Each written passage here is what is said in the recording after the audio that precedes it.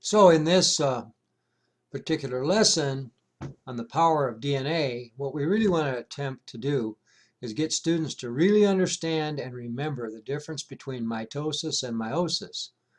And I think the way to do that is to have them research how those different phenomena play out in our society and in our own bodies.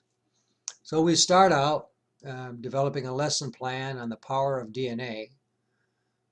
In the initial day, we will take a look at some background information and look at some YouTube videos, some lectures I've created, and we will actually take DNA out of strawberries so that they can see what DNA looks like when it comes out of a cell. So we're going to do that. Then we'll start with an outline that, if I can get to it, there we go. We'll start with an outline where we can activate the idea by looking at Molly Stevens' TED Talk and Life's Greatest Miracle.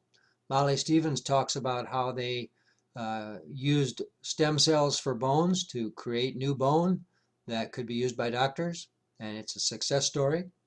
Life's Greatest Miracle is about meiosis and how sex cells are made and how you and I become virtually unique, and the probability that anybody else would ever be like us is too small to even contemplate.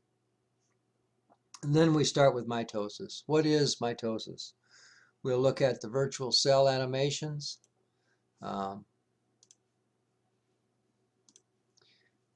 There are excellent animations here in this virtual cell collection from South Dakota State University Virtual Cell Lab.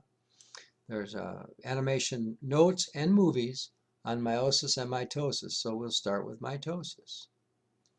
We'll start with mitosis and get a look at what that is. And then we'll have some research assignments. Students can look at cancer and study it, write a brief report on it, make a model, share a website, whatever. They need to understand what cancer is. 2, cellular differentiation is how all of the different tissues in our bodies form and how they're repaired. And so they can make a model of a drawing or drawing of a specific cell line, starting with the stem cell, osteocytes, osteoblasts, osteoclasts, and so forth. And then I'd like them to do some research on stem cells and to find out what stem cell research is all about. What are biomedical scientists trying to accomplish? We're trying to accomplish growing organs for transplant so that using your own cells, you would have an organ that could be transplanted or tissue that could be repaired where the cells that are used are your own so that there's no rejection. It also means that we wouldn't have to wait around in line and pray for an organ for transplant. So there's practical applications of mitosis. And then with meiosis, we'll also go to virtual cell animations. Meiosis is sex, and sex is shuffling genes like casino dealers shuffle decks of cards. So first, in the research assignment, we want the students to understand the different ways that genes are shuffled during sexual reproduction or during the production of sex cells or gametes.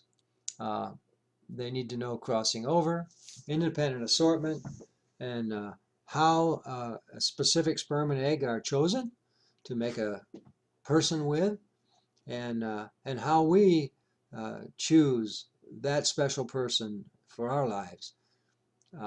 What influences are there that our DNA perhaps has over our thinking about that? And then there's going to be a sexual activity with playing cards. And what we'll do is follow the ancestors' genes.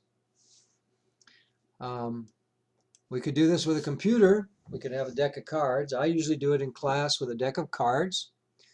And actually at least three decks of cards, maybe more.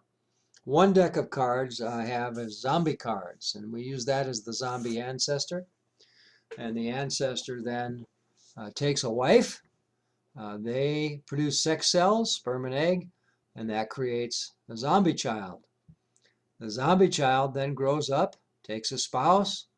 Each produces sperm, the spouse produces an egg, and they produce a grandchild. And you'll notice we started out, we're following these ancestors' genes. We have 33,000 of them, but we're going to only use 5 or 10. Actually, we started with 10, and then we go down to 5 to make the first sperm. And then we randomly choose, and we would actually get these numbers from the cards. I prefer to use 20. It was hard to diagram here, but I would use 20 zombie cards and then pass the cards around. The zombie would choose a wife. They would have sex and produce a child, and that child would grow up and produce a spouse. So the student will pass the cards to another student. We'll actually get a zombie child. They will grow up, choose a spouse, and repeat the process. And so as we pass these cards around the room and count at each iteration the number of zombie cards left, we'll find that after 3 or 4 generations, or maybe 5, there's no zombie cards left. And this illustrates how evolution happens, how we change over time, and it brings into question how closely we are really related to our ancestors when we get a few generations out. And of course, this all has to be prefaced on the basis that we have 33,000 genes and we're only starting with about 20. Okay, so with all of these activities, the student should really remember meiosis and mitosis and the differences between them later in life. I hope